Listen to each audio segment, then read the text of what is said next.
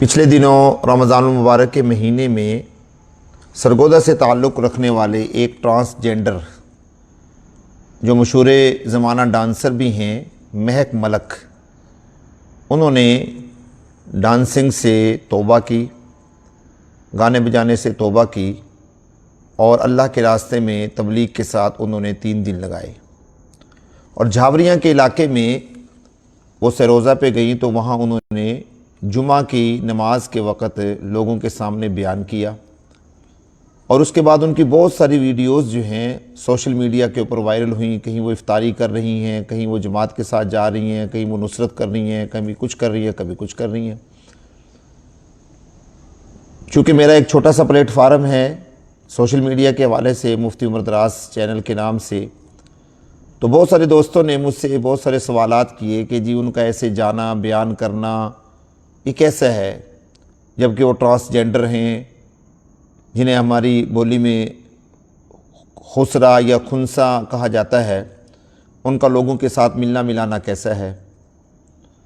تو میں نے چونکہ رمضان میں مصروفیت تھی، اس لیے میں نے کہا کہ چلے رمضان کے بعد اس حوالے سے آپ کے سامنے گفتگو کریں گے۔ ہمارے ایک دوست ہیں بھائی شاہد صاحب، انہوں نے بھی یہ سوال کیے، بہت سارے سوالات کیے کہ ان کے حوالے سے آپ کیا کہتے ہیں۔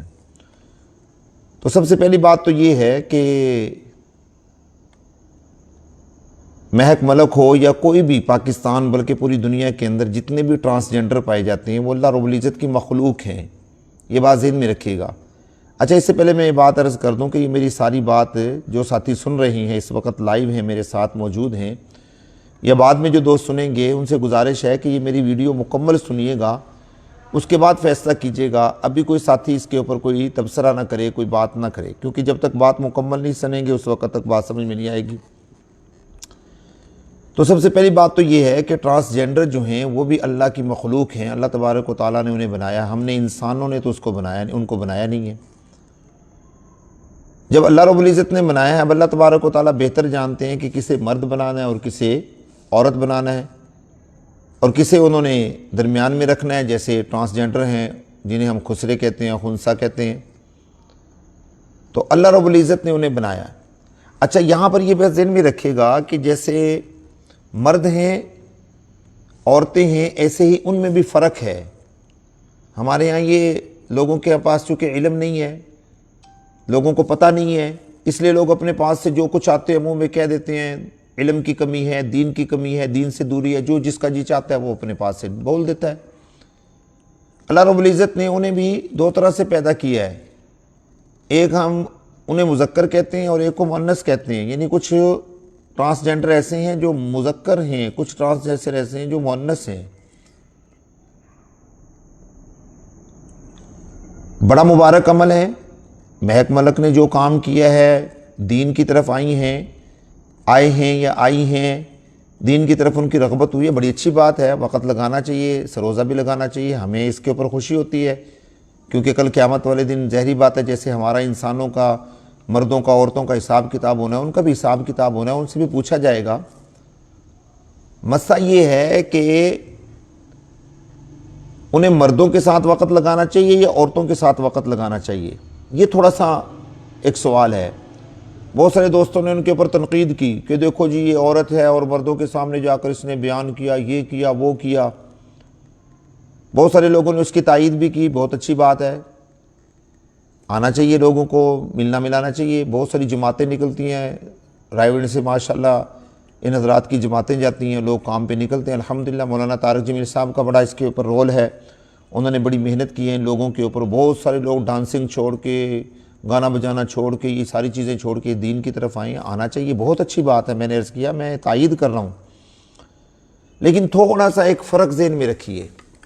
وہ فرق یہ ہے کہ ہم نے دیکھنا یہ ہے کہ یہ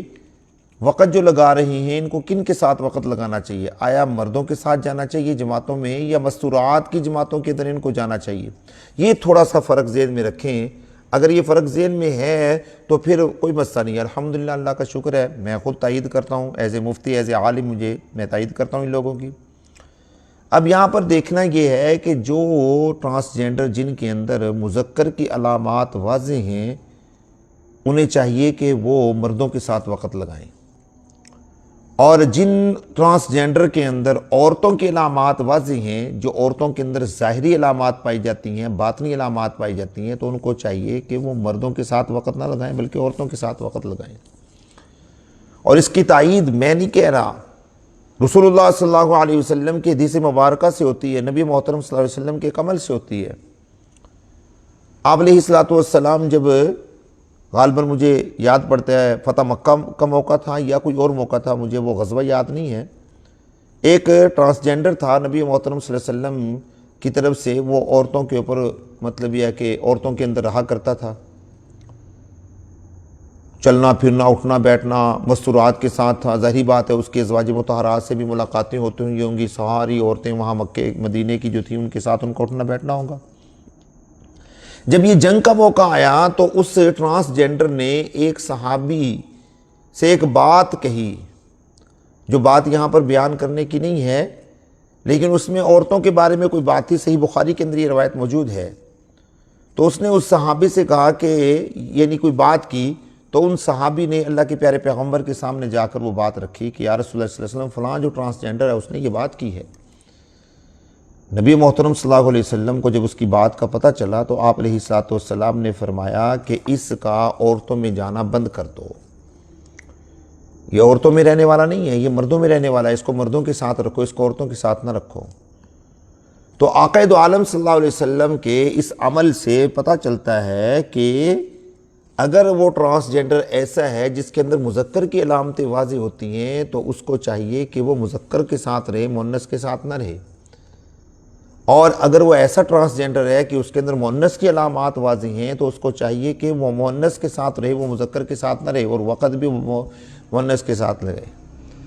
اب مہک ملک صاحب جو ہیں یا ان کے ساتھ جتنے بھی ٹرانسجینڈر ہیں، میں ان کا شکریہ ادا کرتا ہوں اس اعتبار سے کہ وہ دین کی طرف آئیں، اللہ تبارک و تعالیٰ مزید ترقیاں عطا فرمائے، اور جتنے بھی لوگ یہ درمیانی میل کے درمیانے معاملات ہیں ان کے، وہ اللہ رب العزت ان کو ہدایت نصیب فرمائے، ہماری دعا ہے۔ لیکن مسئلہ یہاں پر یہ ہے کہ جو حضرات ان کے ساتھ ہیں، میری ان سے گزارش ہے کہ وہ دیکھیں، چیک کریں کہ کیا ان کے اندر عورتوں کی علامات واضح ہیں۔ بظاہر لوگوں نے جنہوں نے تنقید کی ہے انہوں نے یہی بات کی ہے کہ جی اس کے اندر عورتوں کی علامات واضح تھی تو اس کو مردوں کے سامنے نہیں آنا چاہیے تھا۔ بالکل ٹھیک بات ہے، ہم ان کی بھی تائید کرتے ہیں جو تنقید کر رہے ہیں، اور جو لوگ کہہ رہے ہیں کہ انہوں نے بڑا اچھا کام کیا، نیک کام کیا، بہت اچھی بات ہے، ہم ان کی بھی تائید کرتے ہیں۔ فرق صرف اتنا سا ہے کہ دیکھ لینا چاہیے کہ انہیں عورتوں کے ساتھ وقت لگانا ہے یا مردوں کے ساتھ وقت لگانا ہے، کس طریقے سے یہ معاملات کرنے ہیں تاکہ یہ اختلاط جو ہے یہ فحش کا سبب نہ بن جائے، یہ گناہ کا سبب نہ بن جائے، ہم اللہ کے راستے میں آتے آتے کسی اور راستے کے اوپر نہ نکل جائیں۔ بس میری دوستوں سے یہی گزارش ہے کہ اس معاملے کو اچھا ایک بات یہ بھی سن لیں، میں آخر میں یہ بات عرض کرتا چلوں کہ جو لوگ تنقید کرتے ہیں نا، ان سے بھی میری گزارش ہے کہ اللہ واسطے تنقید کرنے سے پہلے سوچا کریں۔ تو اللہ کے پیارے پیغمبر نے واضح لفظ میں ارشاد فرمایا فکر اولا ثم تکلم، کہ پہلے سوچو پھر بولو۔ ہمارے ہاں کیا ہوتا ہے، بول دیتے ہیں، بس یہ نہیں سوچنا کہ میں نے کیا بولنا ہے، کس کو بولنا، کیسے بولنا، نہیں۔ حضور فرماتے ہیں فکر اولا ثم تکلم، کہ پہلے سوچو پھر بولو۔ میں ان کو برا نہیں کہہ رہا تنقید کرنے والوں کو، انہوں نے تنقید کی ہے، اچھا کیا، ہم جیسے لوگوں کو بھی بات کرنے کا موقع ملا، ہم بھی وضاحت کرنے کا ہمیں بھی موقع ملا، لیکن غور طلب بات یہ ہے کہ ان کی تنقید کیا ہے، تنقید برائے تنقید ہے یا تنقید برائے حقیقت ہے۔ اگر تنقید برائے تنقید ہے تو میں سمجھتا ہوں یہ گناہ ہے، اس سے بچنا چاہیے، اور اگر تنقید برائے حقیقت ہے تو پھر اس کو تنقید کرنا چاہیے اور اس کو اختتام تک پہنچانا چاہیے، حقیقت تک لے کر بات کو جانا چاہیے۔ لوگوں نے میں نے جیسا کل عرض کیا تھا کہ لوگ سوشل میڈیا کے ذریعے سے بس مشہوری کرتے ہیں کہ میری سوشل میڈیا کے اوپر مشہوری ہو جائے، لوگ میرے مطلب کہ میرے فالوور بڑھ جائیں اور میرا یہ ہو جائے، نہ میرے دوستوں، یہ بھی ایمان کی کمزوری کی علامت ہے۔ اللہ تبارک و تعالیٰ سے دعا ہے اللہ رب العزت ہمیں صحیح ایمان والی زندگی عطا فرمائے، رحمت والی زندگی عطا فرمائے، اللہ ہم سب کو معاف فرمائے۔